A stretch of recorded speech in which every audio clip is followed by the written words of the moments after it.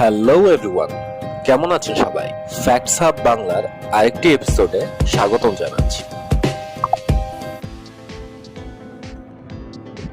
আজ আপনাদের সাথে শেয়ার করব সিঙ্গাপুরের একটা মজার গল্প। সিঙ্গাপুর রিসেন্ট ডেঙ্গু জ্বরের আউটব্রেকে কাবু হয়ে পড়েছে। মানে ডেঙ্গু ফিভারটা সিঙ্গাপুরকে গ্রাস করে ফেলেছে এক কথায়। তো তার সলিউশন কি? হ্যাঁ, সিঙ্গাপুরের সায়েন্টিস্টরা একটা ফ্যাক্টরি বানাবে বলে পরিকল্পনা করেছে, যেটা কিনা এই ডেঙ্গু বহনকারী মশা বানাবে। Wait, what? মানে কি ধরনের চিন্তা এটা? ওকে, যেহেতু তারা সায়েন্টিস্ট এবং তারা এটা নিয়ে গবেষণা করছে, তাহলে নিশ্চয়ই এটার পেছনে কোনো কারণ আছে। তার আগে চলুন মশারা যে কতটা ডেঞ্জারাস সেটা দেখে নিই। ভিডিওটি শুরু করার পূর্বে বলে নিচ্ছি, যদি আপনাদের আমাদের ভিডিওর টপিক ভালো লেগে থাকে তাহলে নিচে দেওয়া লাল সাবস্ক্রাইব বাটনটি চাপ দিয়ে সাদা করে বেল আইকন অন করে রাখুন। মশারা হচ্ছে পৃথিবীর সবচেয়ে বেশি ডেঞ্জারাস, মানে লিথাল, মানে ভয়ঙ্কর প্রাণী। শুধু তাই না, মশারা বেশ বিরক্তিকর, খুব ডিসগাস্টিং সাউন্ডও করে।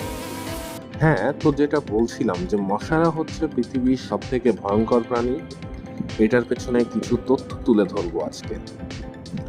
মশারা মানুষ যত মানুষকে হত্যা করে তার থেকে ডাবল মৃত্যু মানুষের হয় মশার কারণে। মানে মানুষ ঘটিত মৃত্যুর থেকে মশা ঘটিত মৃত্যুর সংখ্যা প্রায় দ্বিগুণ।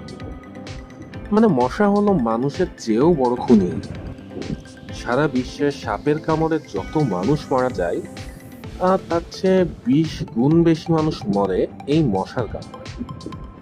হ্যাঁ, ইভেন পরিমণি যত মানুষকে হত্যা করেছে তার থেকে তো বেশি হবে, জোকস অ্যাপার্ট যদিও।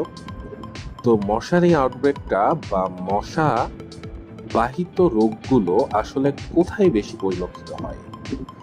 এটা সাব সাহারান আফ্রিকাতে, কিছুটা প্যাসিফিক আইল্যান্ডসে যেমন সিঙ্গাপুরে, আর বাকিটা সারা পৃথিবীতে। হ্যাঁ, এই সিঙ্গাপুরে এই তো গত বছর 26,000 কেস ধরা পড়েছে ডেঙ্গু জ্বরের, যেখানে মোট জনসংখ্যাই হলো সিঙ্গাপুরের মাত্র 60 লক্ষ। এই সমস্যাটা আরো বেড়েছে এই করোনা প্যান্ডেমিকের মধ্যে, কেননা 2020 সালে সিঙ্গাপুর একটু বেশি আর্দ্র সময়ের মধ্য দিয়ে গেছে এবং মশারা অভূতপূর্ব সাফল্য পেয়েছে নতুন মশার জন্ম প্রদানে। যেহেতু লকডাউন ছিল, মানুষের আনাগোনা কম ছিল, তো মশারা এবার তাদের মসকিউটো গেম এক লেভেলে গিয়ে গেল। হ্যাঁ, কিন্তু এরা না এমন একটা অপ্রত্যাশিত বাচ্চার মতো যাকে কিনা ফেলে দেওয়া বা মেরে ফেলা সম্ভব হচ্ছে না। হ্যাঁ, কারণ মশারা তো আসলে বাচ্চাই। মশা মারা তো আসলে কঠিন। মশা মারতে আগে বেশ কবার কামান দাগা হয়েছে, মানে কামান সে অর্থে না হলেও মশা মারার জন্য যে যজ্ঞ করা হয়েছে তা আসলে কামান দাগার মতোই, কিন্তু লাভ হয়নি কোনো। এই ধরুন বিগত 40 বছরে মশাবাহিত মারাত্মক রোগ যেমন ম্যালেরিয়া, ডেঙ্গু থেকে বাঁচার জন্য পেস্টিসাইড বা কীটনাশক প্রয়োগ করা হয়েছে। পাইরিথ্রয়েডস নামে একটা পেস্টিসাইড সারা পৃথিবীতেই ব্যবহার করা হতো মশা নিধনে, যেই পেস্টিসাইড কিনা বাড়িতে হোম স্প্রে হিসেবে বিছানার উপরও ব্যবহার করা হতো। যেসব দেশে এই পেস্টিসাইডস গুলো ব্যবহার অনেক বেশি ছিল, এডিস মশাগুলো নিজেদেরকে রক্ষার জন্য একটা অ্যান্টিবডি তৈরি করে ফেলল, যা তাদেরকে এই পেস্টিসাইডের এগেনস্টে সুরক্ষা দিতে থাকলো, যাতে করে পরবর্তীতে আর এসব পেস্টিসাইডসে কাজ হলো না। আরো ভয়ানক ব্যাপার হলো, যাদের এই পেস্টিসাইডস গুলো দরকার তারা আর পাচ্ছিল না। সো কৃষিকাজ ব্যাহত হচ্ছিল বেশি ব্যবহারের ফলে। যাই হোক, আমরা আগে আরো অনেক টেকনিক্স ব্যবহার করেছি এসব মশাদের হাত থেকে দূরে থাকার জন্য, যেমন তাদের বিস্তার রোধ করার জন্য ডোবা বা বদ্ধ জায়গার পানি অপসারণ করেছি, বা তাদেরকে হাত দিয়ে চাপড় মারা। কিন্তু এগুলো সবই হলো বড় একটা সমস্যার আংশিক সমাধান। তাহলে উপায় কি? উপায় হলো আমাদেরকে চিন্তা করতে হবে মশাদের মতো করে। হ্যাঁ, যেমন মশারা ভাবে তারা আরো মশা বানাবে, তো আমাদেরকেও আরো মশা বানাতে হবে। বেশ কিছু দেশ যেমন ইন্ডিয়া, অস্ট্রেলিয়া, ব্রাজিল এবং আরো গুটি কয়েক দেশ ভাবছে অনেক অনেক মশা তৈরি করে পরিবেশে তারা ছড়িয়ে দেবে।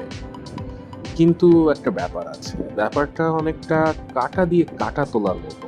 এই মশাগুলো কিন্তু যেন তেন মশা নয়।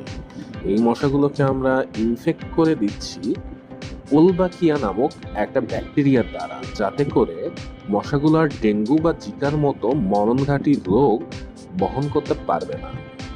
এবং মহিলা মশাগুলো এই বৈশিষ্ট্য বা ক্যারেক্টারিস্টিক্স বা জেনেটিক্স তাদের পরবর্তী জেনারেশনে পৌঁছে দেবে, যার মাধ্যমে আমরা হয়তো আর আক্রান্ত হব না অতটা। সো তারা মরণঘাতী প্রাণী থেকে অনেকটা এলাম দেখলাম খেলাম টাইপের পিকনিক প্রজাতির মশায় পরিণত হবে। সিঙ্গাপুর এই তত্ত্বতে খুশি না। উইন উইন সিচুয়েশন চায় না তারা।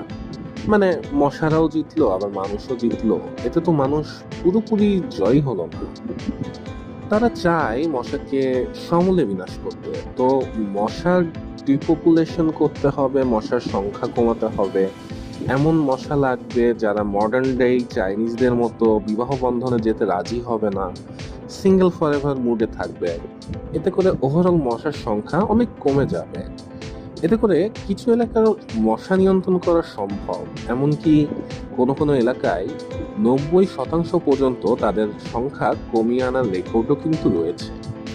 কিন্তু একটা প্রবলেম আছে এই তত্ত্বে। এতে করে কিন্তু কিছুদিনের জন্য মশা কমলো, মশা পরে আবার বাড়বে। তাই এই পদ্ধতিটা রেগুলেশনের মাধ্যমে চালু রাখতে হবে। তো দেখা যাক এটা সিঙ্গাপুরকে কতটা সফলতা দেয়।